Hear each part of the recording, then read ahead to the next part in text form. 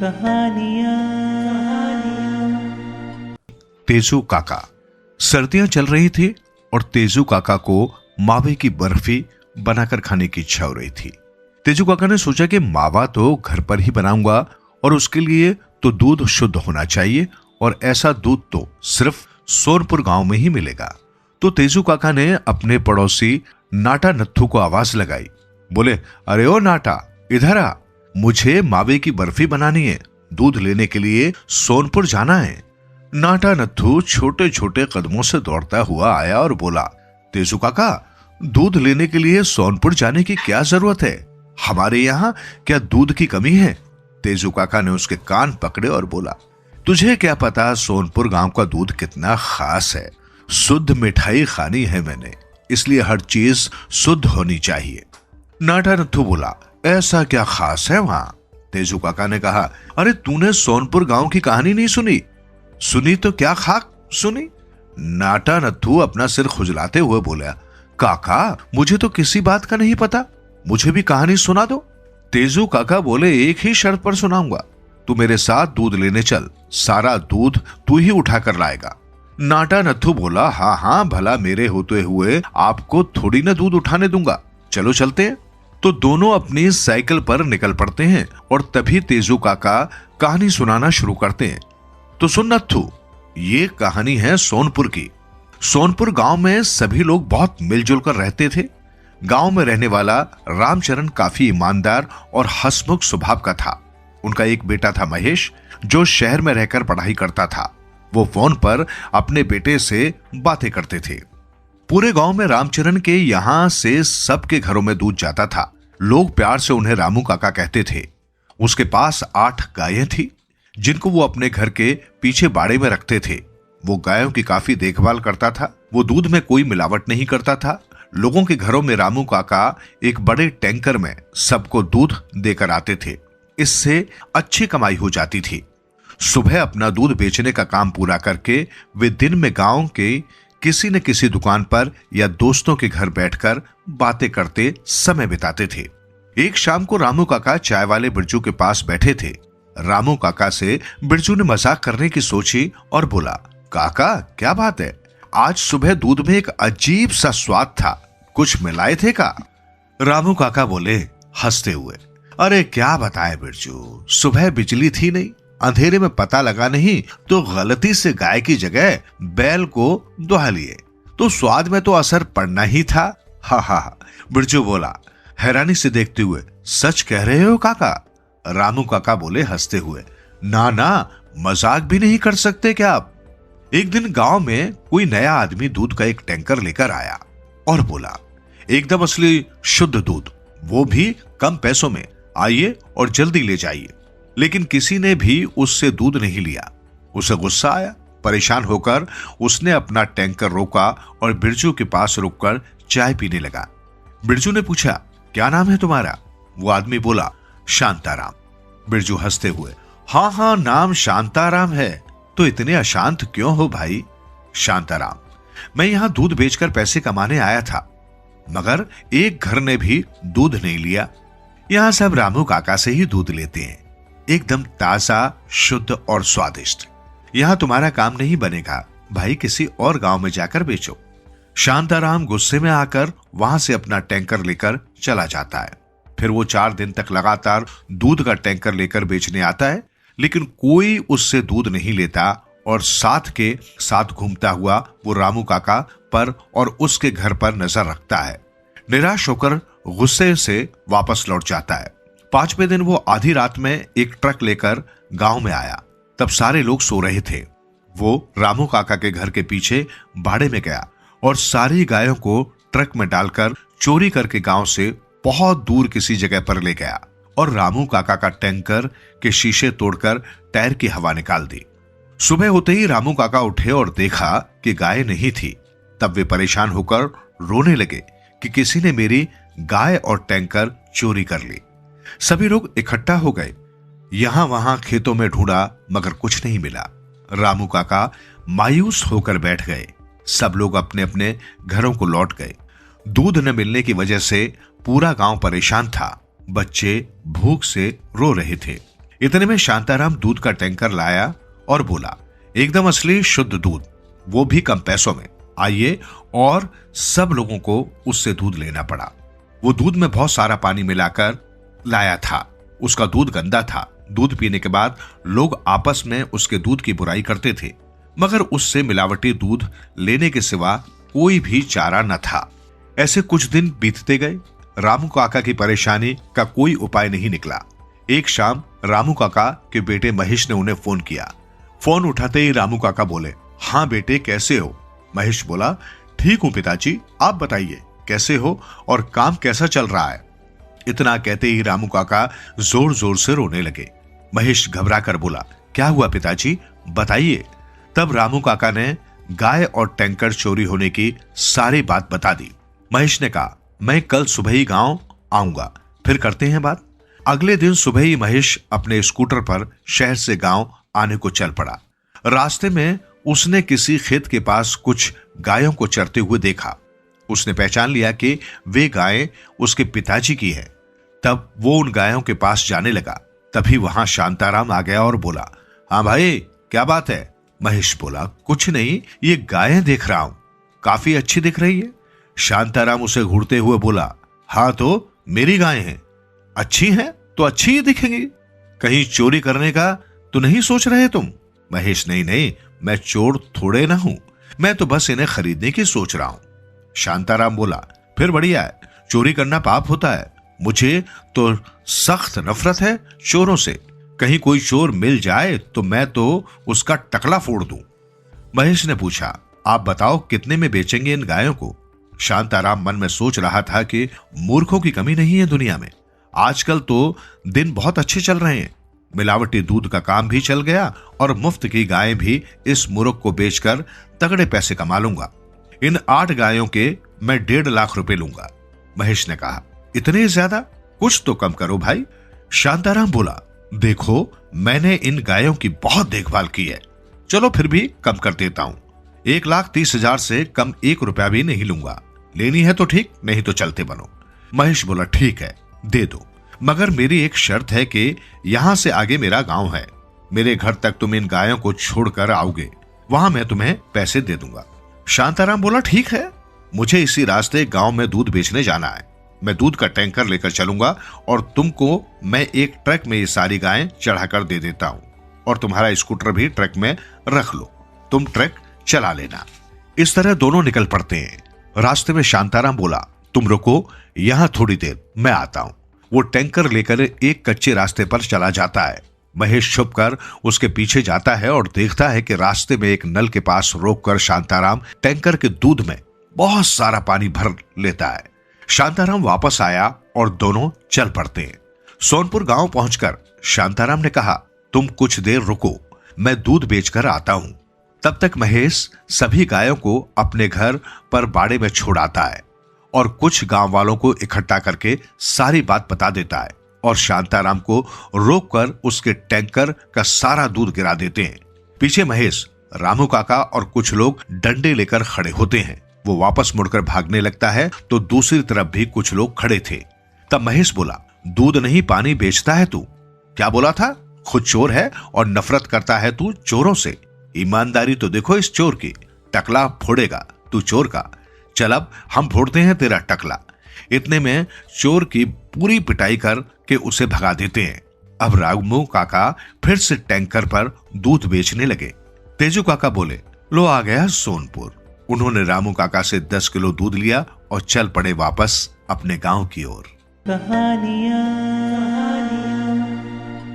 साधु की सीख। किसी गांव में एक किसान रहता था। उसके 2 बेटे थे। बड़ा बेटा चालाक था, छोटा भोला था। एक दिन किसान चल बसा। बड़े ने कहा, देख भाई, पिताजी तो रहे नहीं, आओ हम घर व सामान का बंटवारा कर लें। छोटा सहमत हो गया। सारा बंटवारा बड़े ने किया। अंत में 3 चीजें बची रही जिसका बंटवारा संभव नहीं था। एक कंबल, एक आम का पेड़ और एक गोरा गाय। बड़ा बोला, देख छोटे, इन तीनों का बंटवारा भी मैं कर दूंगा, बोल है मंजूर? छोटा बोला, मैं क्या कहूं, तुम जो ठीक समझो। बड़ा बोला, देख छोटे, कंबल दिन के समय तेरा, रात को मेरा, पेड़ नीचे का तेरा, ऊपर का मेरा, गोरा गाय आगे की तेरी, पीछे की मेरी, ठीक? छोटा बोला, ठीक है। समय बीतता गया। छोटा कंबल को झाड़कर साफ करता, तह लगाकर रखता, रात को बड़ा ओढ़ लेता। वो पेड़ में पानी डालता, रखवाली करता, फल बड़ा तोड़ लेता। वो गोरा गाय को घास खिलाता, पानी पिलाता, मगर दूध बड़ा निकाल लेता। इसी तरह छोटा इस बंटवारे को स्वीकार करके काम के बोझ तले दब गया और बड़ा मजे करता रहा। एक दिन छोटा घास काटता हुआ अपने साथ हुए अन्याय के बारे में सोच सोच कर रो रहा था। वहां से एक साधु गुजर रहा था। उसने बालक को रोते देखकर पूछा, बेटा तुम रो क्यों रहे हो?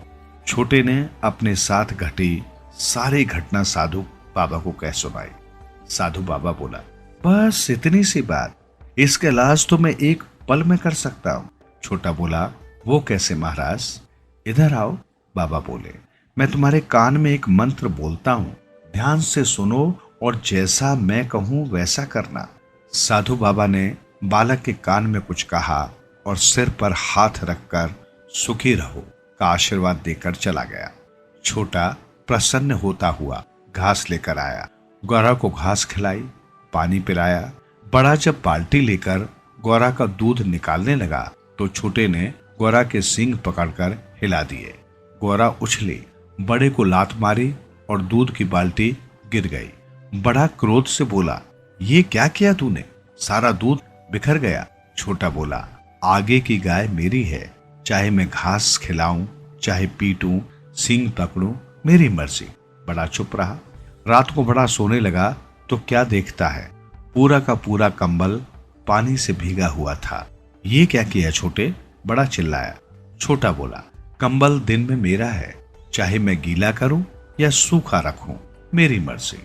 अगले दिन बड़ा आम तोड़ने के लिए पेड़ पर चढ़ा हुआ था। छोटे ने तना पकड़ा और जोर जोर से हिलाना शुरू कर दिया। बड़ा घबराया और चीखा, ये क्या कर रहे हो?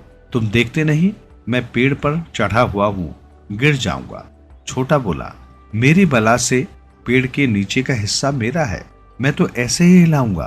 बंटवारा भी तो तुमने अपनी मर्जी से किया था, अब भुगतो। बड़ा समझ गया कि अब उसकी चालाकी के दिन पूरे हुए। अपनी दाल न गलती देख उसने कहा, छोटे चलो बंटवारा फिर से कर देता हूँ। पेड़ के फल भी आधे आधे हम दोनों के, गाय का दूध भी आधा आधा दोनों का, और कंबल एक रात तुम ओढ़ लो और एक रात मैं ओढ़ लूंगा। घास भी दोनों मिलकर लाएंगे और पेड़ में पानी भी दोनों मिलकर देंगे। इस प्रकार साधु बाबा की सीख से छोटे को अन्याय से मुक्ति मिली। चमके थाल कटोरे। पारो बर्तन साफ करती जा रही थी और रोती जा रही थी। उसकी माँ सुबह सुबह काम पर जाने से पहले उसे ढेर सारा घर का काम बताकर गई थी। इसमें खाना बनाना, घर की साफ सफाई थी तो साथ ही बर्तन साफ करना भी। स्कूल से आने के बाद पारो ने मम्मी के बताए बाकी सारे काम पूरे कर लिए, पर बर्तन साफ करने में उसे मुश्किल आ रही थी। वो बुरी तरह थक चुकी थी। फिर स्कूल के होमवर्क की भी चिंता थी। अगर सारा समय ऐसे ही निकल गया तो फिर स्कूल का काम कैसे होगा। फिर एक मुसीबत ये थी कि उसकी कॉपी भर गई थी और नई कॉपी के लिए मम्मी ने पैसे नहीं दिए थे। मम्मी का कहना था कि घर में पैसे हैं ही नहीं तो वो क्या करे, घर का राशन पानी लाए या फिर पारो के लिए कॉपी किताबें ही खरीदती रहे। लेकिन पारो भला ये बात स्कूल में मैडम से कैसे कहेगी। सुनकर वे और भी डांटेंगी। फिर उसकी पेंसिल भी घिस गई थी और जरा सी पेंसिल से लिखने में उसे परेशानी हो रही थी। अगर वो मम्मी से ये कहे तो वे और भी चिढ़ जाएंगी। फिर शायद कहने लगे कि नहीं पारो, तुझे पढ़ने की जरूरत नहीं है, तू घर पर ही बैठ। तब पारो बर्तन साफ करती जा रही थी और यही सब सोचती जा रही थी। सोचते सोचते न जाने कब उसकी आंखों से आंसू बह निकले। पारो ने दुख भरी सांस लेकर सोचा, उफ, मुझसे ज्यादा दुखी और उदास शायद ही कोई लड़की हो। फिर अचानक उसके मन में परी का ख्याल आया, चांदनी परी का। अभी कुछ रोज पहले मैडम ने उसे एक कहानी सुनाई थी। उसमें चांदनी परी एक राजकुमारी को राक्षस के पंजों से छुड़ा लेती है। बाद में राजकुमारी वापस अपने महल में पहुंचती है तो राजा और रानी को कितनी खुशी होती है। पर क्या परियां खाली राजकुमारियों की ही मदद करती हैं, मेरे जैसी गरीब बच्चे की नहीं? पारो ने सोचा तो फिर से एक बूंद आंसू उसकी आंख से टपका। तभी उसे उन बर्तनों में से एक उजाला सा फूटता नजर आया और वो कुछ समझ पाती इतने में ही सुनाई दिया, क्यों नहीं पारो, क्यों नहीं? परियां गरीब बच्चों की भी मदद करती हैं, वे तो दुनिया के सभी बच्चों को प्यार करती हैं। पारो ने अचकचाकर देखा आवाज कहां से आ रही है। तभी उसे लगा कि जिस थाल को वो साफ कर रही थी वो अचानक सोने की तरह चमकने लगा और उसमें से एक सुंदर सी परी का चेहरा नजर आ रहा है। और पारो को लगा कि कोई उसके कानों में फुसफुसाफ कर कह रहा है, देख पारो, अब से जो भी बर्तन साफ करने के लिए हाथ में लोगी वो बस तुम्हारा हाथ लगते ही सोने की तरह जगमग जगमग करने लगेगा।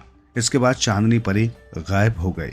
पारो समझ नहीं पा रही थी जो कुछ उसने देखा और सुना है वो वाकई सच है या सपना।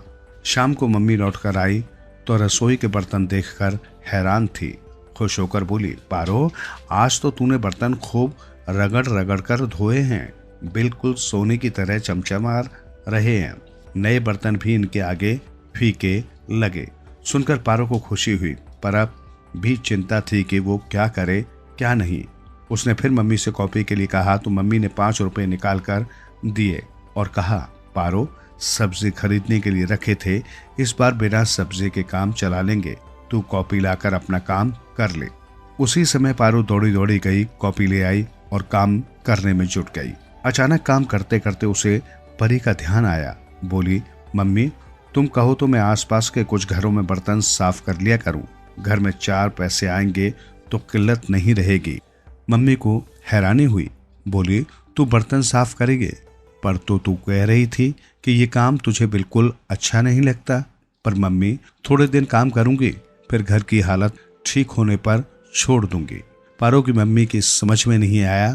कुछ दिन पारो के काम करने से घर के हालात ठीक हो जाएंगे, पर फिर भी पारो का मन जानकर उन्होंने हाँ कर दी।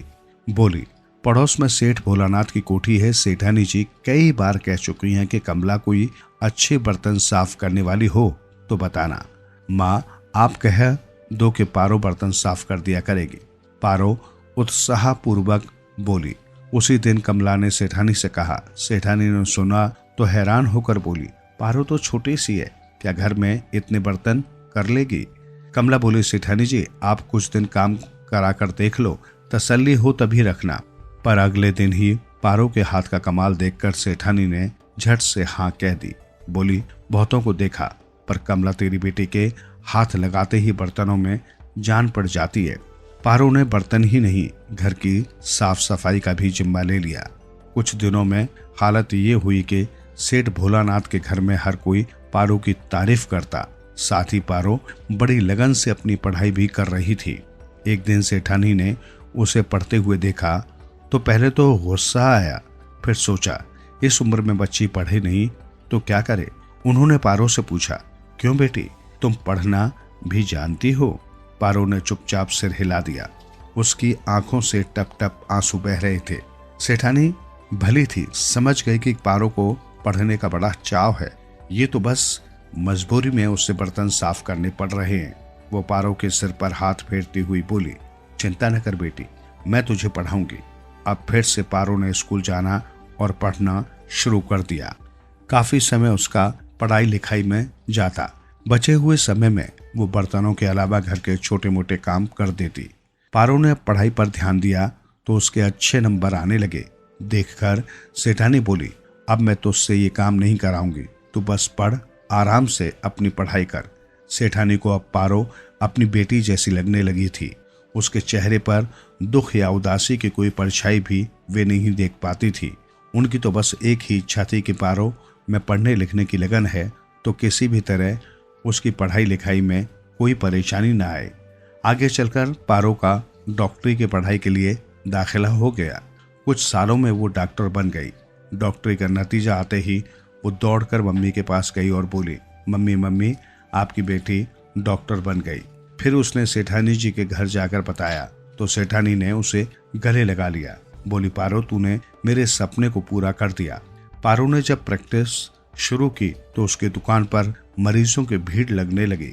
अब वो सबसे मीठा बोलती और बहुत कम पैसे लेती और डॉक्टरों ने खींचकर कहा, पारो इतनी कम फीस क्यों लेती हो? इस पर पारो का जवाब था, भाई मैंने गरीबी देखी है। अगर कोई गरीब इसलिए मर जाता है कि उसके पास इलाज के पैसे नहीं तो मेरी आत्मा मुझे धिक्कारेगी। यहाँ तक कि जो मरीज बहुत गरीब होते उनसे वो कुछ न लेती। आसपास के लोग उसे डॉक्टर नहीं सेवा की देवी के नाम से जानते थे और बहुत से लोग तो उसे फ्लोरेंस नाइटिंगेल कहकर पुकारने लगे थे। पर पारो कभी भूल नहीं पाई कि बर्तन साफ करते करते एक दिन उसने चांदनी परी की झलक देखी थी। उसी ने उसका सारा जीवन जगमग जगमग कर दिया। आज भी पारो बर्तन धोने बैठती है तो उसका हाथ लगते ही बर्तन सोने की तरह चमक उठते हैं और तब पारो मन ही मन परी को धन्यवाद देती है कि उसके एक छोटे से वरदान ने उसका पूरा जीवन ही बदल दिया। कर्मों का फल। ये कहानी विजयनगर गांव की है, जहां पर चंदन नाम का जमींदार अपनी पत्नी और 2 बच्चों के साथ बड़ा खुशहाल जीवन व्यतीत कर रहा था। उसे किसी चीज की कोई कमी नहीं थी। वो एक बहुत ही मेहनती तथा ईमानदार जमींदार था। उसका बड़ा बेटा सुरेश स्वभाव से बहुत ही शांत था। वहीं उसके बिल्कुल विपरीत उसका छोटा बेटा मोहन बहुत ही नटखट था। चंदन अपने परिवार के साथ खुशी खुशी अपना जीवन व्यतीत कर रहा था कि तभी न जाने अचानक एक दिन उसकी तबीयत खराब हो गई। लेकिन वो अपने काम में इतना व्यस्त था कि काम के चलते वो डॉक्टर के पास भी नहीं गया। उसने सोचा कि वो कुछ दिन बाद अपने आप ही ठीक हो जाएगा, लेकिन उसकी तबीयत दिन ब दिन बिगड़ने लगी। उसकी बिगड़ती तबीयत को देखते हुए उसकी पत्नी सरला ने उससे कहा कि आपको डॉक्टर के पास जाना चाहिए, नहीं तो आपकी हालत और ज्यादा खराब हो जाएगी। लेकिन चंदन ने कहा कि अरे नहीं भाग्यवान, मैं बिल्कुल ठीक हूं, मुझे कुछ नहीं हुआ है, मैं कुछ ही दिन में फिर से तंदुरुस्त हो जाऊंगा। सरला के बहुत समझाने के बाद भी चंदन डॉक्टर के पास नहीं गया। कुछ दिन बाद उसकी तबीयत और ज्यादा खराब होने लगी, जिस वजह से वो बहुत ज्यादा कमजोर हो गया, जिस पर सरला और सुरेश चंदन को जबरदस्ती डॉक्टर के पास ले जाते हैं। उसे वहां जाकर पता चलता है कि उसे कोई आम बीमारी नहीं है, बल्कि उसे तो एक गंभीर बीमारी हुई है, जिसका उसे पहले ही इलाज करवा लेना चाहिए था। सरला और चंदन बहुत ही ज्यादा चिंतित हो जाते हैं। फिर चंदन अपना इलाज शुरू करवा लेता है। चंदन की तबीयत ज्यादा खराब होने की वजह से उसका इलाज भी बहुत महंगा होता है, जिसमें उसकी सारी जमा पूंजी धीरे धीरे करके खत्म हो जाती है और अब वो काम भी नहीं कर पाता, जिस वजह से घर में पैसों की कमी होने लगती है। इस वजह से सरला और चंदन भी चिंतित हो जाते हैं कि अब काम को कौन संभालेगा। तभी उनका बड़ा बेटा सुरेश बाहर खड़ा उनकी बातें सुन रहा था। सुरेश उनके पास आकर कहता है कि पिताजी आप चिंता मत कीजिए, मैं हूं ना, मैं सारा काम संभाल लूंगा, बस आप अपनी सेहत का ध्यान रखिए।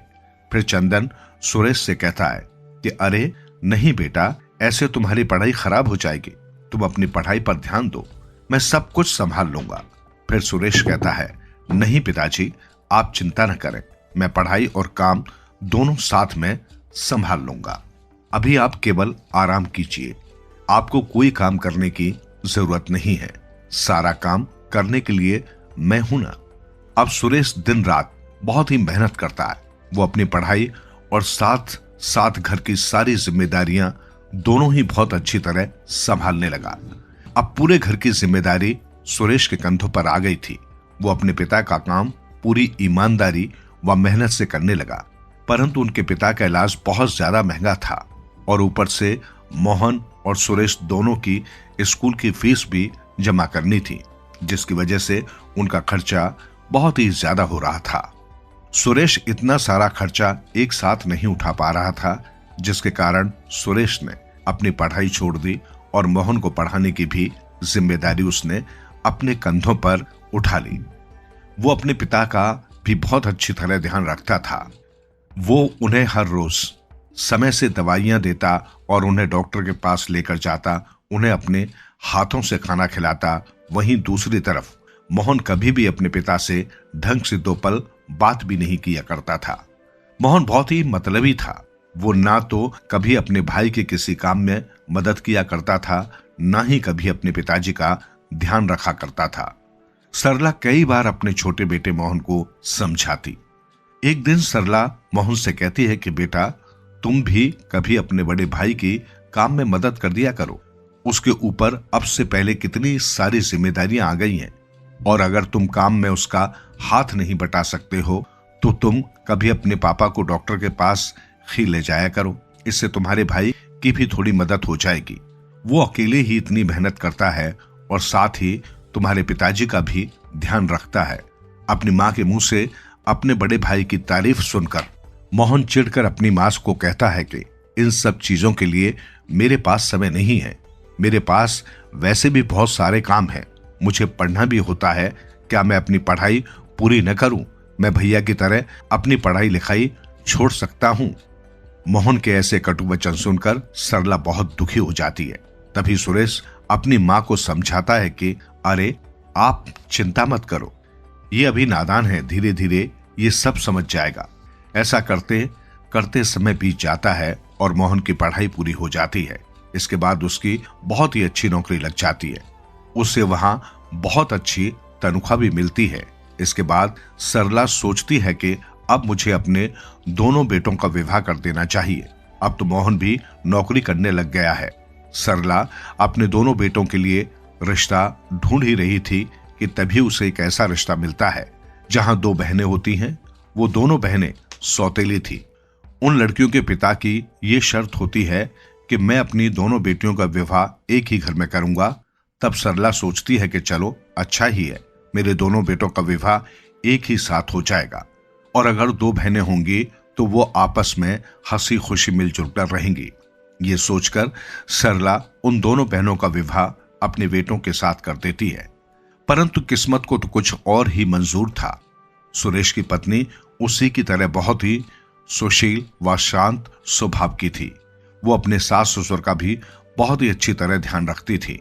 वो हर रोज सुबह जल्दी उठकर घर का सारा काम समय पर करती, समय से चंदन को दवाइयां भी देती। परंतु दूसरी तरफ मोहन की पत्नी बहुत ज्यादा चालाक और घमंडी थी। वो अपनी बड़ी बहन से बहुत ज्यादा ईर्ष्या करती थी। उसे अपनी बड़ी बहन एक फूटी आंख तक नहीं भाती थी। मोहन की पत्नी घर का कोई काम भी ढंग से नहीं करती थी।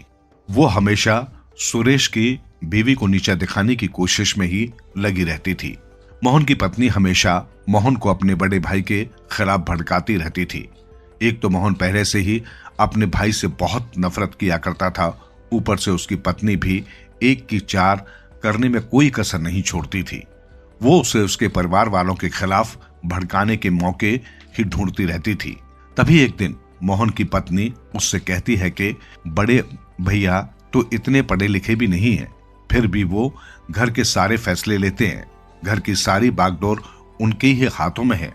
ऊपर से पिताजी ने सारी जमीन जायदाद भी उन्हीं के नाम कर दी। क्यों ना आप बड़े भाई से धोखे से सारी जमीन जायदाद व उनसे सारा धन छीन लें।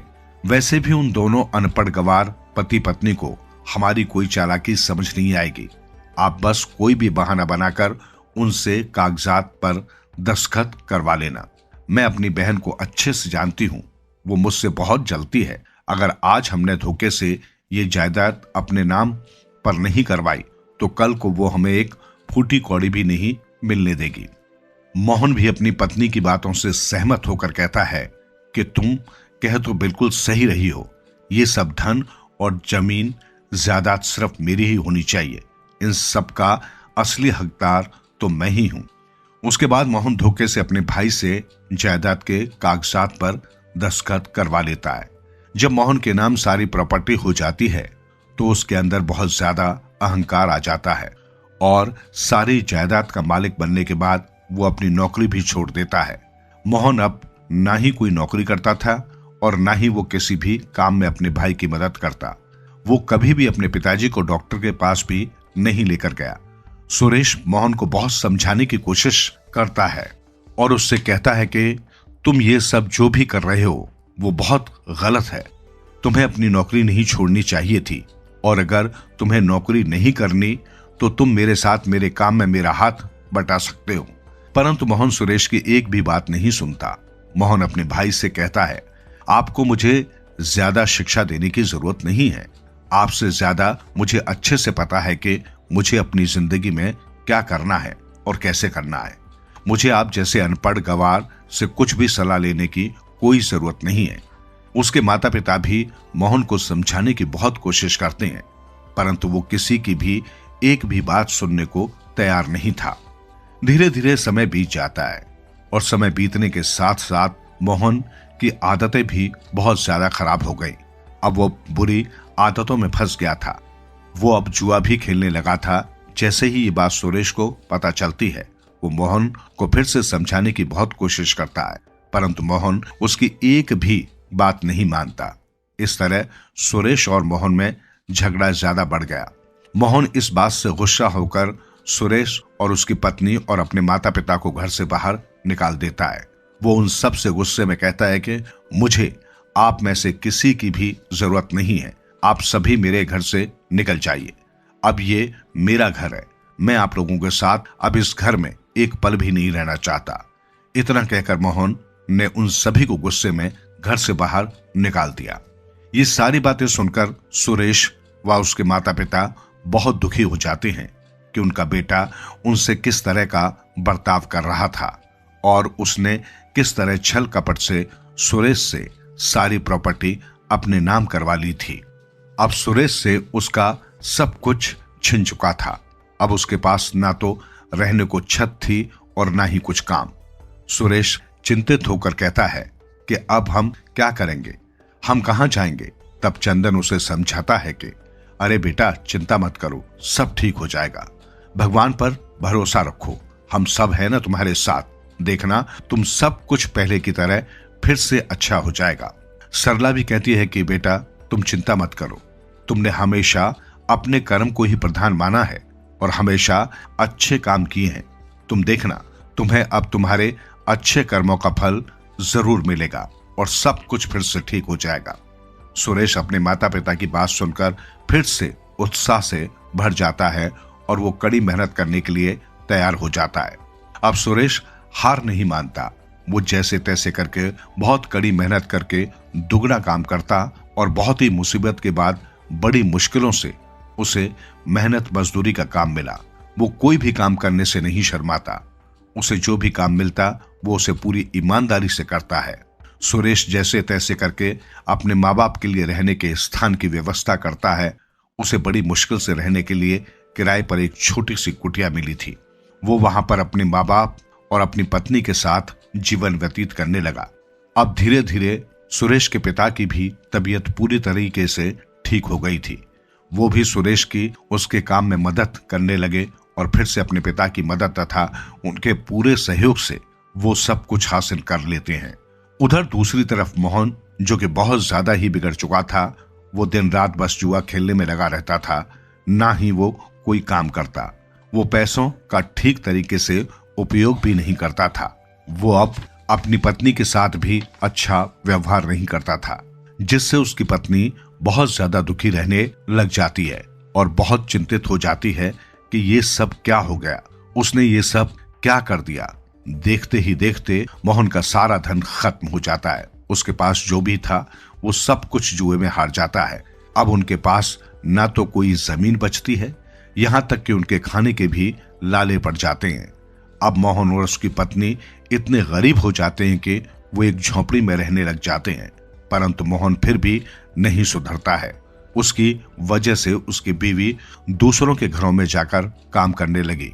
वो दूसरों के घर में जाकर बर्तन मांजती, खाना बनाती और बड़ी मेहनत मजदूरी करने के बाद कुछ रुपए लेकर आती और मोहन उन्हें भी छीन कर ले जाता। फिर उनसे जाकर जुआ खेलता। मोहन की पत्नी दुखी होकर उससे कहती है कि अरे, तुम अभी भी नहीं सुधरे, इतना जुआ खेलते हो, तुमने इतना सब कुछ गवा दिया, अपनी सारी जमीन जायदाद व तुमने अपना सारा धन भी गवा दिया, फिर भी तुम मेरी बात नहीं समझते हो। इस बात से मोहन बहुत ज्यादा गुस्सा हो जाता है और अपनी पत्नी के साथ बहुत बुरा व्यवहार करता है, उसे बहुत ज्यादा डांटता है। वो गुस्से में वहां से चला जाता है, पर रास्ते में उसका एक्सीडेंट हो जाता है। मोहन की बीवी उसे जल्दी से हॉस्पिटल लेकर जाती है, परंतु उसका इलाज कराने के लिए उन्हें बहुत सारे रुपए की जरूरत होती है। पर अब तो वो बहुत ज्यादा गरीब हो चुके थे, तो वो पैसे कहां से लेकर आती। तब उसे बड़े भैया सुरेश की याद आती है, परंतु उसे बहुत दुख भी होता है कि उसने और उसके पति ने उनके साथ कितना बुरा बर्ताव किया था। वो बहुत ज्यादा रोने लग जाती है और वो मन ही मन सोचती है कि क्या मैं उनसे मदद मांगने जाऊं या नहीं। अगर जाऊंगी तो मैं किस मुंह से उनसे मदद मांगूंगी, परंतु उसके पास और कोई चारा नहीं होता। अंत में वो अपने बड़े भाई से मदद मांगने चली ही जाती है। वहां जाकर वो सुरेश के सामने जोर जोर से रोने लगती है और बार बार उनसे माफी मांगती है और कहती है, भैया कृपया करके मुझे माफ कर दीजिए, मैंने आपके साथ बहुत ज्यादा बुरा बर्ताव किया, मुझे मेरे कर्मों का ही फल मिला है जो मुझे इतना सब कुछ भुगतना पड़ रहा है। तो सुरेश ने उससे पूछा कि अरे क्या हुआ है, तुम मुझे बताओ, तुम इतना क्यों रो रही हो। तो मोहन की बीवी उसे सारी बात बताती है कि किस तरीके से मोहन ने सारा धन जुए में गवा दिया और अब उनका एक्सीडेंट हो गया है, उनके इलाज के लिए बहुत सारे रुपयों की जरूरत है। ये सब बातें सुनकर सुरेश को बहुत बुरा लगता है। वो कहता है कि तुम चिंता मत करो, सब ठीक हो जाएगा, मैं मोहन का इलाज करवाऊंगा, तुम रोना बंद करो, अभी हम सब मोहन के पास हॉस्पिटल चलते हैं। इतना कहकर सुरेश और उसके माता पिता सभी मिलकर हॉस्पिटल में जाते हैं और मोहन का इलाज करवाते हैं। सुरेश डॉक्टर से कहता है कि डॉक्टर साहब, आप प्लीज मेरे भाई को ठीक कर दीजिए, उसके इलाज में कोई भी कमी नहीं होनी चाहिए, इसके इलाज में जितना भी पैसा लगेगा वो सब मैं दूंगा। फिर सुरेश मोहन का इलाज करवाता है और इलाज के बाद जब मोहन ठीक हो जाता है, उसे अपनी गलती का एहसास होता है कि उसने अपने परिवार के साथ कितना ज्यादा गलत किया था। उसने किस तरह धोखे से उनसे सब कुछ छीन लिया था, उन्हें अपने ही घर से बाहर निकाल दिया था, परंतु इन्हीं लोगों ने उसका मुसीबत के वक्त साथ दिया। उसे ये सब सोचकर बहुत बुरा लग रहा था। वो अपने भाई माता पिता से माफी मांगता है और कहता है कि ये सब मेरे कर्मों का ही फल है जो मेरे साथ ऐसा हुआ, कृपया करके आप सब मुझे माफ कर दीजिए, मैंने आप लोगों के साथ बहुत ही बुरा बर्ताव किया था जिसकी वजह से मुझे ये सजा मिली। उसके बाद सुरेश और उसके माता पिता मोहन को उसकी गलती के लिए माफ कर देते हैं और उसे समझाते हैं कि कोई बात नहीं बेटा, कम से कम तुम्हें अपनी गलती का तो एहसास हुआ, अब तुम आगे से किसी के भी साथ बुरा बर्ताव मत करना। और मोहन उनसे वादा करता है कि वो आज के बाद कभी ऐसा नहीं करेगा और हमेशा उनका ध्यान रखेगा और अपने बड़े भाई की तरह वो एक अच्छा इंसान बनेगा। इस कहानी से हमें यही शिक्षा मिलती है कि हम जैसे कर्म करेंगे हमें वैसा ही फल भोगना पड़ेगा, इसलिए हमें हमेशा अच्छे कर्म करने चाहिए। उपयुक्त साथी का चुनाव। कुछ दिनों से राजा कृष्णचंद बहुत परेशान थे। उनका किसी भी काम में मन नहीं लग रहा था। राज दरबार में भी वे किसी से ज्यादा बातें नहीं करते थे। महाराज की इस उदासी का एक कारण था। कुछ दिन पहले उनका सबसे वरिष्ठ मंत्री, जो एक तरह से राजा का दायां हाथ था, तीर्थ यात्रा करने चला गया था। राजदरबार का कोई भी दरबारी महाराज की इस उदासी को जान नहीं पाया, यहां तक कि गोपाल भी नहीं। यद्यपि गोपाल नित्य प्रति दरबार में आता था और हास परिहास द्वारा सबको हंसाता भी रहता था, लेकिन वो भी महाराज की उदासी दूर नहीं कर पाया था। एक दिन गोपाल ने महाराज से एकांत में पूछा, महाराज, आजकल आप कुछ ज्यादा ही गंभीर रहते हैं। मेरे चुटकुलों में भी आपको आनंद नहीं आ रहा, राज कार्यों में भी आपका मन नहीं लग रहा। क्या मैं जान सकता हूं कि आपकी उदासी का कारण क्या है? कोई विशेष कारण नहीं है, गोपाल महाराज बोले, लेकिन जब से महामंत्री जी यात्रा पर गए हैं, न जाने क्यों हम स्वयं को एकाकी महसूस करने लगे हैं। लगता है जीवन में कोई कमी आ गई है। मैं समझ गया महाराज। दरअसल इस समय आपको एक ऐसा साथी चाहिए जो हर समय आपके साथ रहे, आपके हर आदेश, हर इच्छा का तत्काल पालन करे। गोपाल बोला, तुम्हारा अनुमान सही है गोपाल, किंतु ऐसा साथी मिलेगा कहां? महाराज ने पूछा। मिल जाएगा महाराज, जरूर मिलेगा। आदमी यदि प्रयास करे तो कुछ भी असंभव नहीं।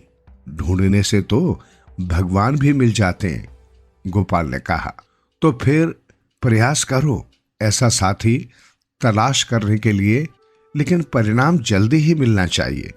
मैं और ज्यादा ऊब और निराशा बर्दाश्त नहीं कर सकता। कहते हुए महाराज ने सहमति प्रदान कर दी। जंगल की आग की तरह ये बात कि महाराज को एक विश्वसनीय साथी की आवश्यकता है, न सिर्फ नगर में बल्कि पूरे राज्य में फैल गई। राजभर से सैकड़ों लोग, जिनमें बूढ़े भी थे और युवा भी, कृषकाय भी थे और हट्टे कट्टे भी, सभी कृष्णानगर की ओर चल दिए। प्रत्याशियों से साक्षात्कार करने की जिम्मेदारी गोपाल की थी। अतः सभी आवेदक गोपाल के घर के बाहर इकट्ठे हो गए। इतनी बड़ी भीड़ को देखकर एक बार तो गोपाल भी घबरा गया, लेकिन फिर भी अपने कर्तव्य का ध्यान आते ही वो सतर्क हो गया। उसने पंक्ति में बैठे पहले प्रत्याशी को बुलाया और उसके चेहरे का निरीक्षण करते हुए प्रश्न किया, क्या तुम्हें लगता है कि तुम इस पद के उपयुक्त हो? बिल्कुल लगता है श्रीमान। इसी उद्देश्य के लिए तो मैं इतनी दूर से चलकर यहां आया हूं, प्रत्याशी ने उत्तर दिया। तुम्हें ऐसा विश्वास क्यों है? गोपाल ने पूछा। मैं अपनी योग्यताएं जानता हूं श्रीमान, इसलिए, प्रत्याशी बोला और फिर अपनी योग्यताएं गिनाने लगा। गोपाल ने उसे बीच में ही रोका और कहा, तुम जा सकते हो। मेरे विचार से तुम इस पद के योग्य नहीं हो। इस पर वो व्यक्ति क्रोधित हो उठा और गोपाल को बुरा भला कहने लगा, लेकिन उसकी बातों पर ध्यान न देकर तब तक गोपाल ने दूसरे प्रत्याशी को बुला लिया। पहले प्रत्याशी गोपाल को कोसता हुआ वहां से चला गया। दूसरा प्रत्याशी भी पहले जैसा ही निकला, अतः गोपाल ने उसे भी बाहर का रास्ता दिखा दिया। फिर तो आया राम गया राम की स्थिति बन गई। प्रत्याशी आते गए और गोपाल उनसे एक दो प्रश्न पूछकर बाहर जाने का संकेत कर देता। धीरे धीरे भीड़ कम होती गई और मैदान खाली होता गया। सभी प्रत्याशी गोपाल को कोसते, उस पर झल्लाते हुए वहां से विदा हो गए। गोपाल ने बाहर नजर घुमाई तो उसने देखा कि एक नौजवान अभी भी बड़ी शांत भाव से बैठा अपने बुलाए जाने की प्रतीक्षा कर रहा था।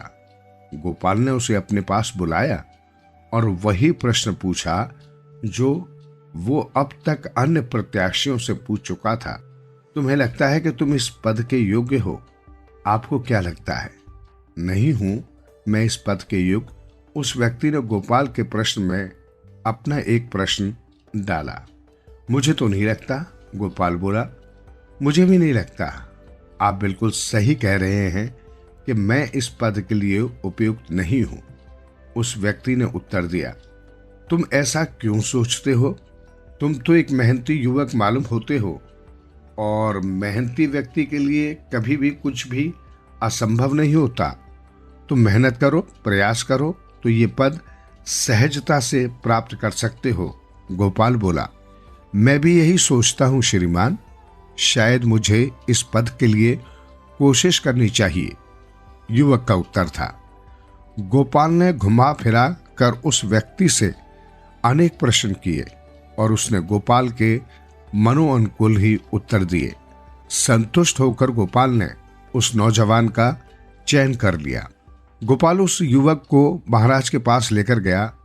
महाराज को भी वो युवक बहुत पसंद आया, अतः उन्होंने युवक को अपना सहायक बना लिया। बाद में गोपाल के मित्रों ने उससे पूछा, गोपाल, इतने प्रत्याशियों में से तुमने उस युवक को ही क्यों चुना? क्योंकि वो इस पद के सर्वथा योग्य था। आप लोगों को तो ये मालूम ही है कि महाराज के पास सलाह देने के लिए अनेक सलाहकार हैं। विभिन्न विभागों को संभालने के लिए अलग अलग मंत्री हैं। राज्य की रक्षा के लिए सेना है, सेनापति है। महल में सेवा के लिए ढेरों नौकर चाकर हैं। अनेक पंडितगण भी हैं जिनसे महाराज समय समय पर विचार विमर्श करते रहते हैं। ऐसे में उन्हें आवश्यकता थी तो एक ऐसे साथी की जो उनकी हर राय के साथ इत्तेफाक रखे, उनके हाँ में हाँ मिलाए और उन्हें खुश रखे। और ये सब गुण उस युवक में मौजूद हैं, इसलिए मैंने उसका चयन किया है। गोपाल की इस बुद्धि चातुर्य को देखकर उसके मित्र बहुत प्रसन्न हुए। वे मान गए कि गोपाल मात्र एक विदूषक ही नहीं, तो अत्यंत बुद्धि का स्वामी भी है।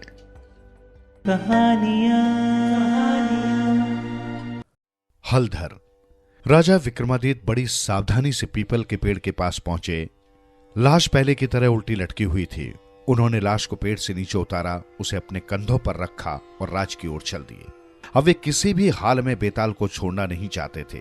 उन्होंने तय कर लिया था कि अब वे ना तो उसकी मीठी बातों में आएंगे और न ही उसके प्रश्नों का उत्तर देंगे। रास्ते में बेताल उन्हें एक नई कहानी सुनाने लगा। एक बार सूर्यनगर में हेमदेव नामक धनी व्यापारी रहता था। उसकी बेटी का नाम लाजवंती था। वो विवाह के योग्य हो चुकी थी। एक दिन हलधर नामक एक युवक हेमदेव के घर आया। वो उसके दोस्त का पुत्र था। कुछ समय पहले ही उसके दोस्त की मौत हो गई थी।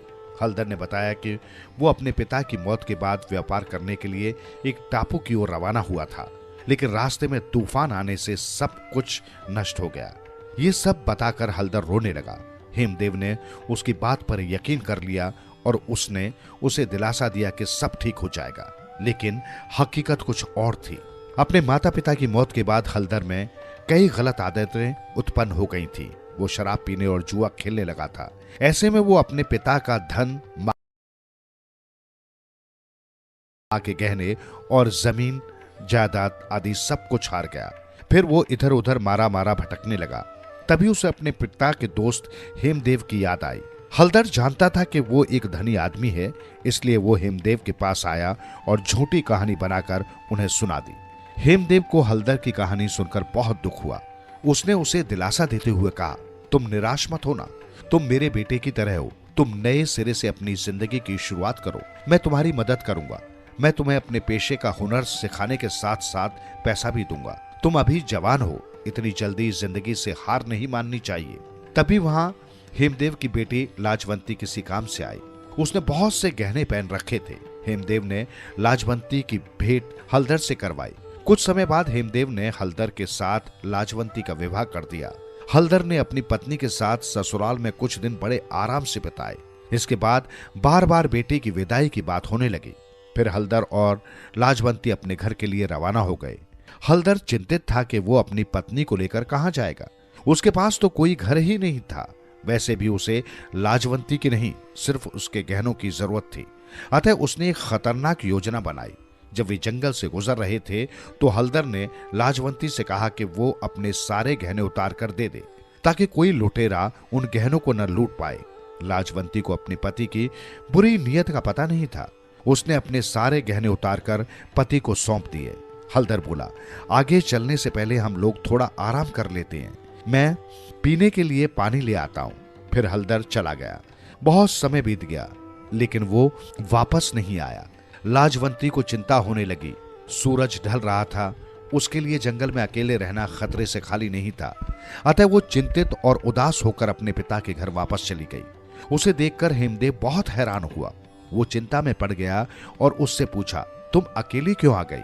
हलधर कहाँ है? लाजवंती ने अपने पिता को सच बात बताने के बजाय कहा, डाकुओं ने हमें लूट लिया। वे मेरे पति को भी जबरन साथ ले गए, इसलिए मैं वापस आ गई। हेमदेव ने बेटी को दिलासा दिया और आराम करने को कहा।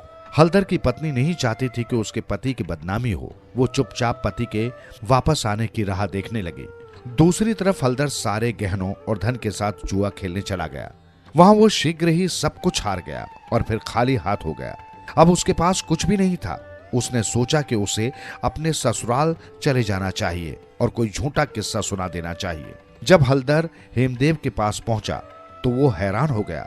हेमदेव उसे देखते ही खुश होकर बोला, भगवान का शुक्र है कि तुम आ गए, अब सब ठीक हो जाएगा, लाजवंती तुम्हें देखकर खुश हो जाएगी।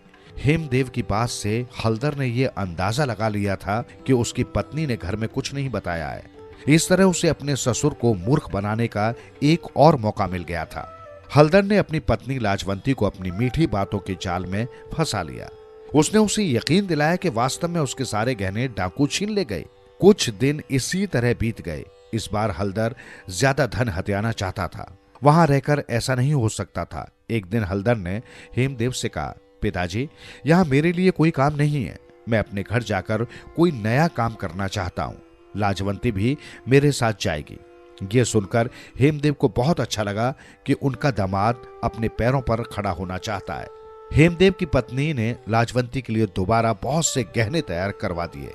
उन्होंने फिर बेटी की विदाई की तैयारी कर ली। इस बार पिछली बार से भी ज्यादा सामान था। हेमदेव ने हलदर को सोने के सिक्कों की थैली और बेटी को बहुत से गहने देकर विदा किया। जब वे जंगल से गुजर रहे थे तो इस बार हलदर ने लाजवंती की हत्या कर दी। वो सारा धन और गहने लेकर भाग खड़ा हुआ। लाजवंती के माता पिता यही समझते रहे कि उनकी बेटी अपने पति के घर में सुखपूर्वक रह रही होगी। वे कहां जानते थे कि उनकी बेटी ससुराल के दरवाजे तक भी नहीं पहुंची। हलदर ने उसे जंगल में मार डाला और उसकी लाश को जंगली जानवर खा गए। ये कहानी सुनाकर बेताल ने कहा, बता राजा, लाजवंती की हत्या का दोषी कौन है? अगर तू नहीं बोला तो मैं तेरे सिर के टुकड़े टुकड़े कर दूंगा। राजा ने जवाब दिया, बेताल, लाजवंती खुद अपनी हत्या के लिए दोषी है। उसने अपने पिता से हलदर के विषय में सच बात छिपाई। अगर वो अपने घर में सब कुछ सच सच बता देती कि जंगल में क्या हुआ था तो वे लोग हलदर पर कतई विश्वास न करते और अपनी बेटी लाजवंती को दोबारा हलदर के साथ न भेजते। बेताल बोला, विक्रम बहुत अच्छे, मैं तुमसे बहुत खुश हूं। अब मैं तुम्हें चुप रहने की शर्त से आजाद करता हूं। राजा ने कुछ नहीं कहा और उसे साधु के आश्रम की ओर चल दिया। जेल की हवा। एक बार विजयनगर राज्य में भयंकर वर्षा के कारण बाढ़ से सब तरफ तबाही मच गई। अनेकों घर और सैकड़ों पशु बाढ़ की भेंट चढ़ गए। राजा ने तत्काल मंत्री को बुलाकर आदेश दिया, तुरंत बाढ़ पीड़ितों की सहायता की जाए और राहत कोष से धन निकालकर बाढ़ से गिरे लोगों को निकाला जाए। उनके रहने, खाने और चिकित्सा का पूरा पूरा प्रबंध किया जाए। नदी नालों पर जो पुल बह गए हों बना दिए जाए। मंत्री तुरंत राहत कोष से मोटी रकम निकालकर सहायता के काम में जुट गया। कुछ दिन बाद मंत्री वापस लौटा तो उसने अपने काम की खूब बढ़ा चढ़ाकर प्रशंसा की। महाराज बहुत खुश हुए। तब तेनालीराम, जो सब कुछ जानता था, बोला, महाराज, क्यों ना आप भी चलकर देख लें कि मंत्री ने कैसे कैसे प्रबंध किए। राजा तुरंत तैयार हो गए और तेनालीराम के साथ चल दिए। रास्ते में राजा का बाग पड़ता था। राजा ने देखा कि बाग के बहुत से पेड़ कटे पड़े हैं। राजा के प्रश्न पर तेनालीराम ने उत्तर दिया, शायद तेज हवा या बाढ़ में टूटे हैं ये वृक्ष। आगे चलकर एक नाले पर कटे पेड़ पुल का काम दे रहे थे। राजा ने पूछा तो तेनालीराम बोला, शायद ये बाढ़ के पानी में बहते बहते यहां तक आकर खुद अटक गए हैं। चलिए महाराज, आगे देखते हैं। मगर सब जगह यही हाल था। दोनों एक गांव में पहुंचे तो देखा कि गांव का बहुत सा भाग पानी में डूबा है और लोग मचान बनाकर पेड़ों पर रह रहे हैं। तेनालीराम ने यह सब देखकर महाराज से कहा, देखिए महाराज, मंत्री जी ने इन्हें बाढ़ से बचाकर पेड़ पर टांग दिया। भला इससे अच्छी राहत क्या होगी? राजा तभी क्रोध से भरे वहां से लौटे और मंत्री को डांटते हुए कहा, जो पैसा हजम किया है या तो उससे बाढ़ पीड़ितों की सहायता करो, अन्यथा जेल की हवा खाओ। और हां, इस बार तुम जो करोगे उसकी जांच तेनालीराम करेंगे। मंत्री ये आदेश सुनकर मुंह लटका कर रह गया।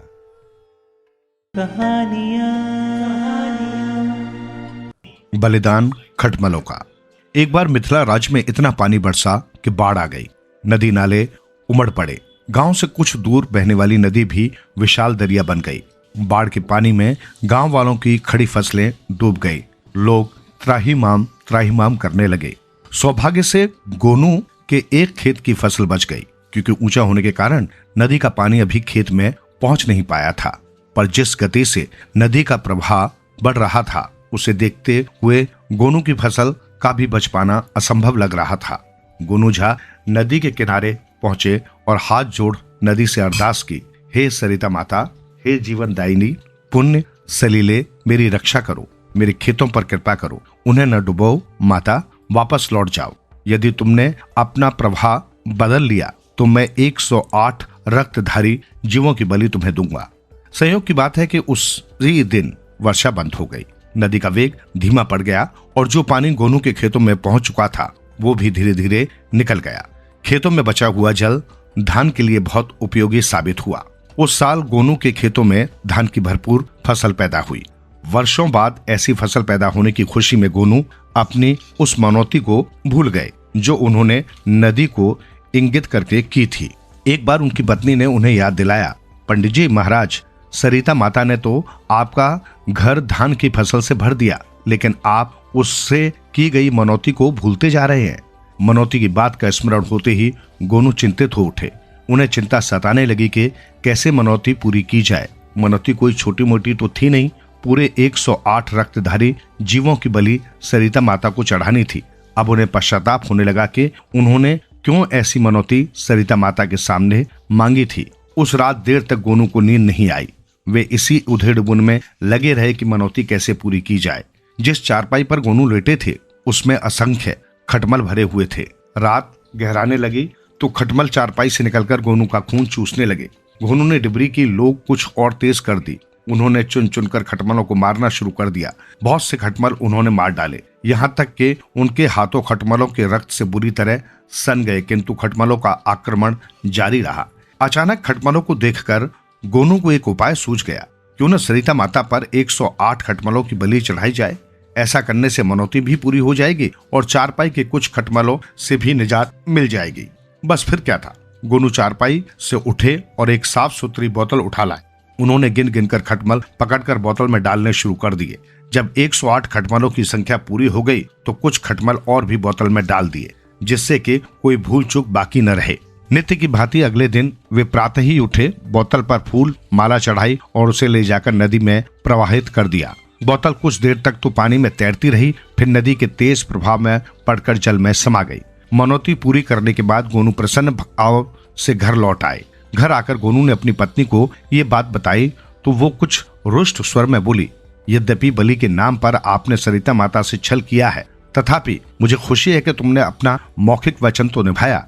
उस साल गोनू के खेतों में सबसे ज्यादा धान की फसल पैदा हुई। उन्होंने फसल कटवाई और उसे खलियान में इकट्ठा करवा दिया।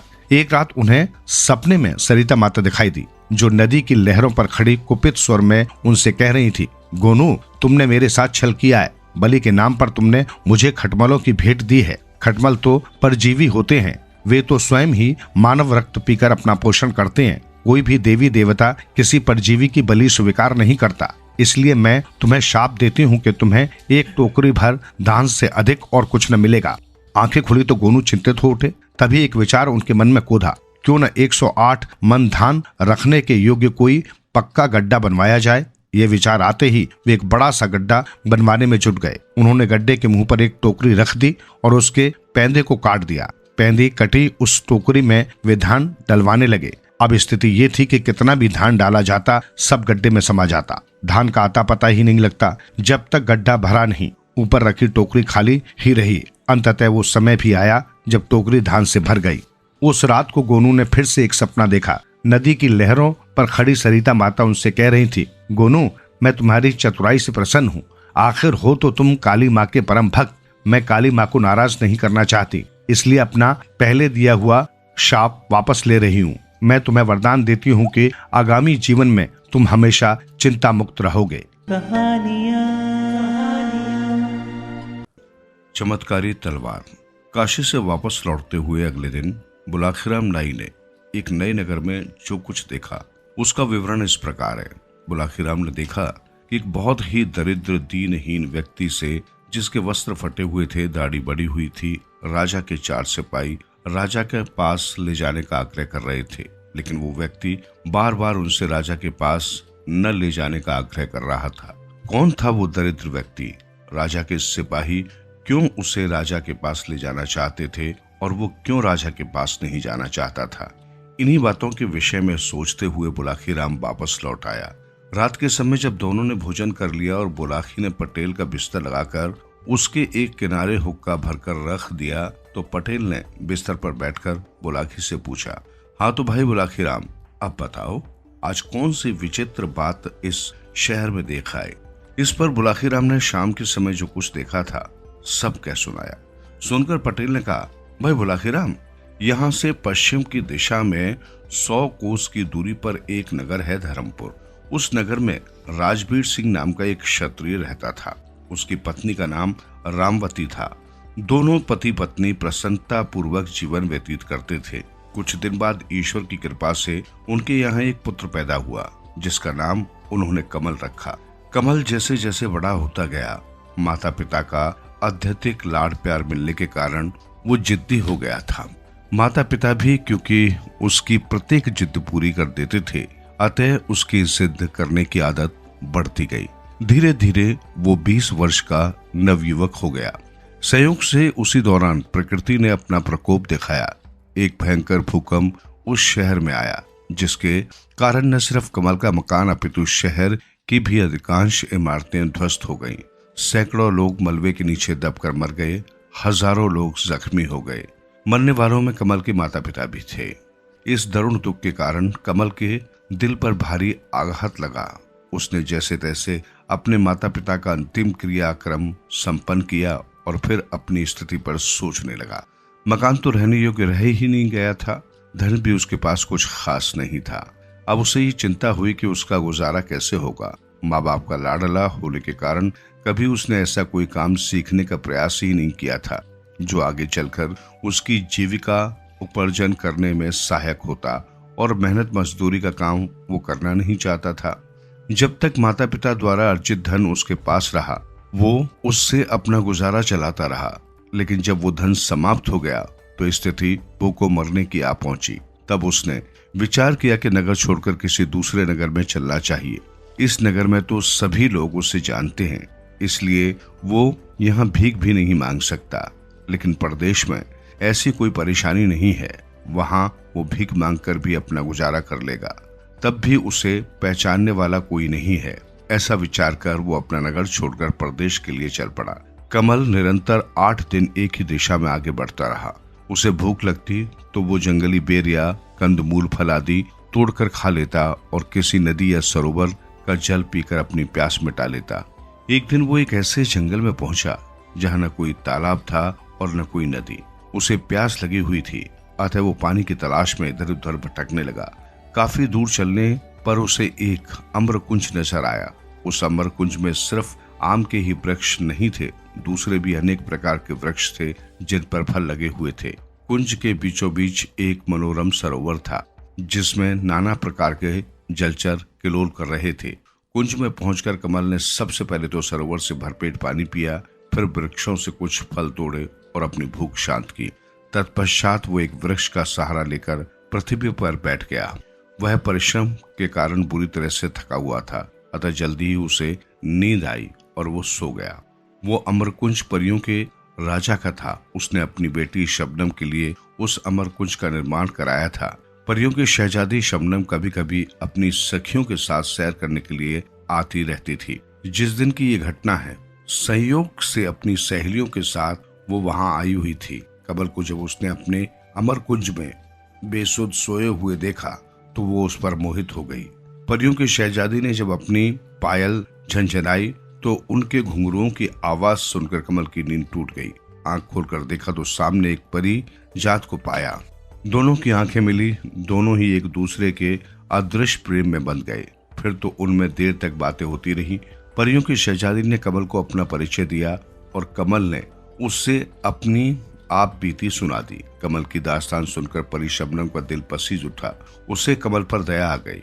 उसने अपने गले से तावीज उतारा और उसे कमल को देकर कहा, हे युवक, ये तावीज अपने पास रख लो, ये मेरे प्रेम की निशानी है, तुम इसे कभी अपने शरीर से अलग मत करना, ये हर संकट में तुम्हारे काम आएगा। ये कहकर वो परी वहां से चली गई। कमल भी उठकर अपने गंतव्य की ओर चल पड़ा। 2 दिन पश्चात वो एक नगर में पहुंचा। वहां पहुंचकर उसने कोई काम ढूंढने का प्रयास किया, किंतु किसी भी जगह उसे कोई काम न मिला। तब वो विचार कर कल सुबह यहाँ के राज दरबार में जाकर राजा से काम मांगूंगा। वो राजमहल की दीवार के साथ ही धरती पर पड़कर सो रहा था। आधी रात का समय हुआ तो किसी स्त्री के रोने का स्वर सुनकर उसकी नींद खुल गई। वो विचार करने लगा कि अवश्य ही वो स्त्री किसी मुसीबत में है, चलकर देखना चाहिए कि उसे क्या कष्ट है। वो स्त्री के रोने का स्वर वहां के राजा ने भी सुना था।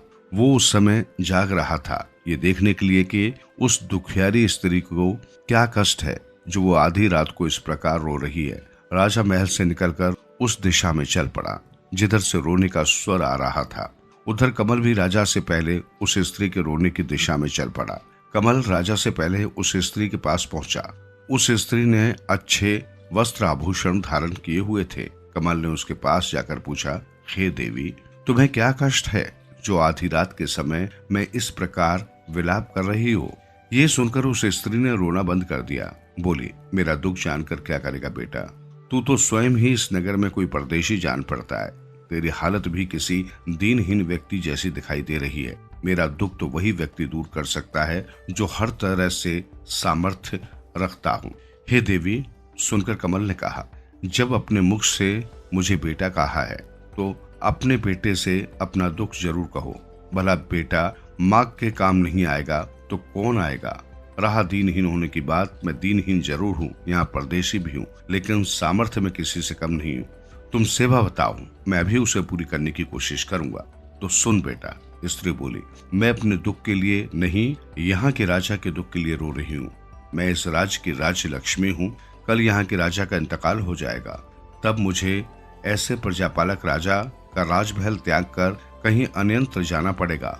मैं अब तक यहाँ बड़े आराम के साथ रह रही थी, मगर कल के पश्चात न जाने मुझे कैसे राजा के यहाँ जाना पड़े। वो राजा मेरे साथ न जाने कैसा व्यवहार करे, इसी आशंका से मैं भयभीत हूँ और इस राजा की मृत्यु के शोक से बरबसी मेरी रुलाई फूट पड़ रही है। इसी वजह से मेरे आंसू नहीं रुक रहे। कमल कहने लगा, हे माँ, तुमने जो ये अजीब बात बताई है, कल यहाँ के राजा की मृत्यु हो जाएगी। मुझे बताओ तो कि उसकी मृत्यु कैसे होगी? राजा तो बिल्कुल भला चंगा और हर तरफ से स्वस्थ है, उसे कोई रोग भी नहीं है, फिर उसकी मृत्यु का सवाल ही नहीं उठता। अरे मेरे भोले बेटे, राजलक्ष्मी बोली, मैंने ये कब कहा कि उसकी मृत्यु स्वाभाविक रूप से होगी? उसकी मृत्यु तो एक सिंह के द्वारा होगी। सुन, कल ये राजा शिकार के लिए वन में जाएगा, वहीं एक शेर शिकार के दौरान इसे मार डालेगा। ये सुनकर कमल ने कहा, हे माँ, जब तुम्हें इतना ज्ञान है कि राजा की मृत्यु शेर के शिकार के दौरान होगी, तो तुम ये भी अवश्य जानती होगी कि राजा की मृत्यु किस प्रकार टल सकती है। मुझे वो उपाय बताओ, मैं अपने प्राण देकर भी राजा के प्राणों की रक्षा करने का प्रयास करूंगा। देवी बोली, हे परदेशी, उपाय तो है, किंतु वो करना कठिन है। मैं तुझे वो उपाय बताए देती हूँ। उपाय ये है कि जब राजा शिकार करने वन में जाए तो तू भी उसके साथ वन में चले जाना और राजा के साथ परछाई की तरह लगे रहना। शेर जब राजा को असावधान पाकर उस पर झपटने को हो, उससे पहले ही तू शेर पर झपट पड़ना और अपनी तलवार से सिंह को मार डालना। लेकिन ये सब तेरी फुर्ती, शक्ति और चपलता पर निर्भर करता है। यदि तनिक भी चूक हुई तो शेर राजा के साथ साथ तुझे भी फाड़ डालेगा। ऐसा नहीं होगा माँ, कमल ने कहा, मैं बहुत सतर्क रहूंगा और हर हाल में राजा के जीवन की रक्षा करूंगा। तेरा कल्याण हो, कहकर वो स्त्री अंतर्ध्यान हो गई। राजा ने अंधेरे में छिपकर उन दोनों का सारा वार्तालाप सुना। उससे अनजाने मित्र कमल के ऊपर गर्व हो आया, जो न तो यहाँ का निवासी ही था और न राजा का कोई मित्र अथवा रिश्तेदार, फिर भी उसके लिए अपनी जान जोखिम में डालने को तैयार था। राजा उसी समय उसके सामने जाहिर होना चाहता था, किंतु न जाने क्यों क्या सोचकर उसने अपना इरादा बदल दिया। वो घूमा और सीधा अपने महल में चला गया। कमल भी लौटकर अपने वाली जगह पर पड़कर सो गया। जब राजा अपने महल में आकर पलंग पर लेटा तो वो मन में विचार करने लगा कि कल मैं शिकार करने के लिए जाऊंगा ही नहीं, और जब जंगल में जाऊंगा ही नहीं तो शेर के हाथों मेरी मौत कैसे हो जाएगी। ऐसा विचार करके राजा ने फैसला कर लिया कि कल किसी भी हालत में वो वन की ओर नहीं जाएगा, चाहे कैसी भी जरूरत क्यों ना आ जाए। लेकिन राजा का ये निश्चय अगले दिन धरा का धरा रह गया। प्रातः होते ही राजा का एक परम मित्र उसके पास आ पहुंचा। उसका वो मित्र स्वयं भी एक रियासत का राजकुमार था और एक कुशल शिकारी भी था। उसने जब राजा से शिकार करने के लिए वन में चलने को कहा तो राजा इनकार न कर सका और अपने शिकारियों को साथ लेकर वन की ओर चल पड़ा। इस बीच कमल साई की तरह राजा के साथ लगा रहा। उस बेचारे के पास कोई हथियार तो था नहीं, अतः उसने निश्चय कर लिया कि वो अपने हाथों से ही शेर का मुकाबला करेगा। हाका शुरू हुआ। शिकारी ढोल बजा बजाकर जंगली जानवरों को खदेड़कर उस दिशा में लाने लगे जिधर राजा मचान पर अपने हथियारों से लैस होकर बैठा था। थोड़ी देर में एक कद्दावर सिंह उसे नजर आया। आंख तंग हुआ तो सिंह सीधा मचान की ओर लपका। राजा ने निशाना बांधा और शेर पर तीर छोड़ दिया, लेकिन दुर्भाग्यवश तीर शेर की छाती में न लग उसकी पूंछ के समीप जा लगा।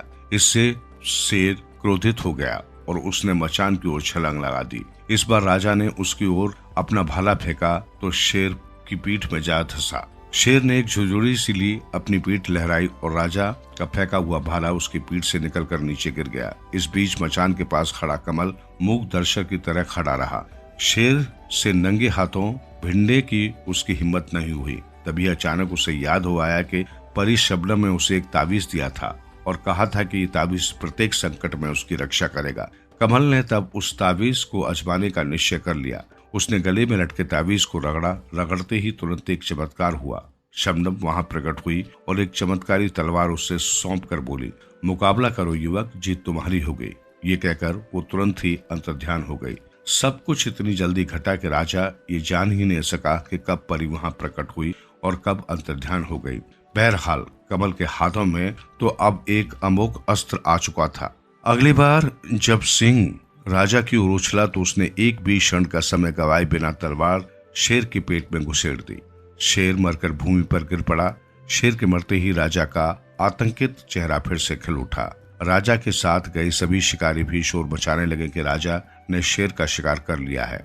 वो राजा की जय जयकार करने लगे। कमल ने उनके आनंद में खलल डालना मुनासिब न समझा, अतः वो जिस प्रकार राजा के साथ आया था राजा के लौटने से पहले ही शहर लौट गया।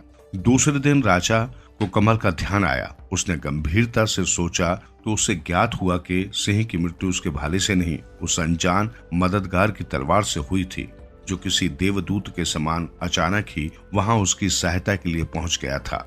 तब उसने कमल को ढूंढकर लाने के लिए आदेश जारी कर दिया। दरअसल राजा कमल को बुलाकर उससे सम्मानित करना चाहता था। वो चाहता था कि इस सेवा के बदले में वो उस युवक को सम्मान के साथ साथ कोई सम्मानीय पद भी अपने दरबार में दे, ताकि वो कुछ ऋणयुक्त हो सके। इतनी कहानी सुनाकर पटेल जी चुप हो गए। उन्होंने हुक्के की निगाली मुंह में लगाकर एक जोरदार कश खींचा। कुछ देर उस कश का आनंद उठाया, फिर ढेर सारा धुआं मुंह से उगलकर आगे कहा, बुला की कहानी खत्म हो गई। अब पहचान कि वो युवक कौन था जिसे तू शाम को देखकर आया था। तो क्या स्वयं कमल ही वो व्यक्ति था? बुलाकी बोला। और उसी को राजा के सिपाही अपने साथ ले चलने का आग्रह कर रहे थे, ताकि राजा उसे सम्मानित कर कोई अच्छा पद देकर उसे राज दरबार में रख सके। बिल्कुल ठीक समझा तुमने, पटेल बोले। और चूंकि अब तुम्हारे प्रश्न का उत्तर तुम्हें मिल गया है, इसलिए अब लंबी तान कर सो जाओ। मुझे बहुत जोरों की नींद आ रही है। सातवां राजकुमार और बंदर। एक राजा के 7 पुत्र थे। वे सभी विवाह योग्य हो गए। राजा चाहता था 7 पुत्रों का विवाह एक ही घर में हो। एक अन्य राजा के घर में भी 7 पुत्रियां थी। उस राजा का भी यही विचार था कि सभी बहनें एक ही घर ब्याही जाएं। राजा ने ब्राह्मण और नाई बुलवाए तो सभी राजकुमारों के लिए योग्य कन्याएं ढूंढने के लिए कहा। ब्राह्मण और नाई राजा से खर्चा पानी लेकर चल दिए।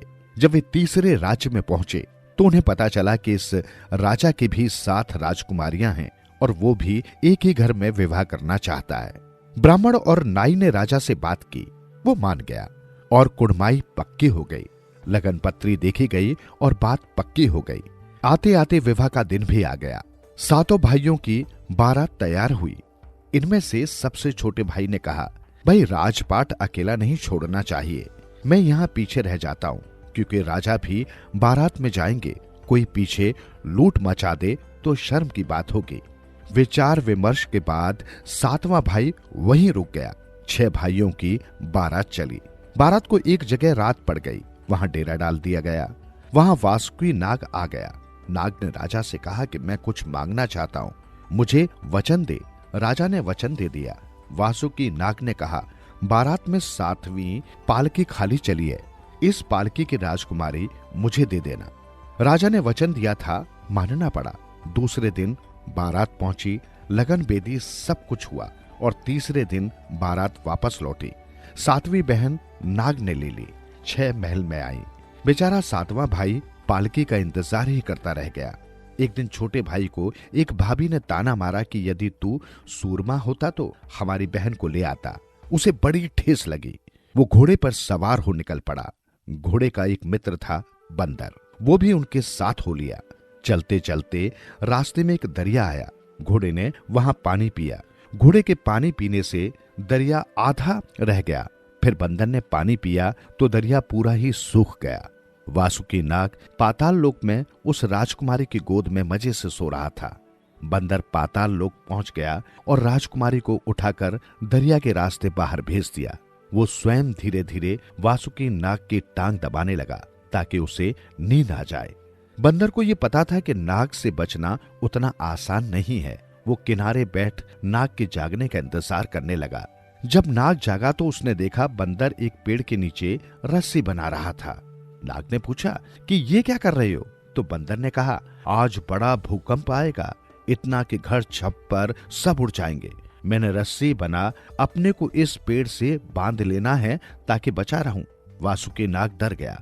उसने कहा, भैया मुझे भी कुछ उपाय बताओ। बंदर ने कहा, एक काम हो सकता है, तुझे भी इस पेड़ से बांध देता हूं, तभी तुम बच सकते हो। नाग मान गया। बंदर ने उसे पेड़ से कसकर बांध दिया और स्वयं खिसक गया। राजकुमारी अब उनके पास थी। वे राजकुमारी को लेकर अपने राज्य में वापस आ गए।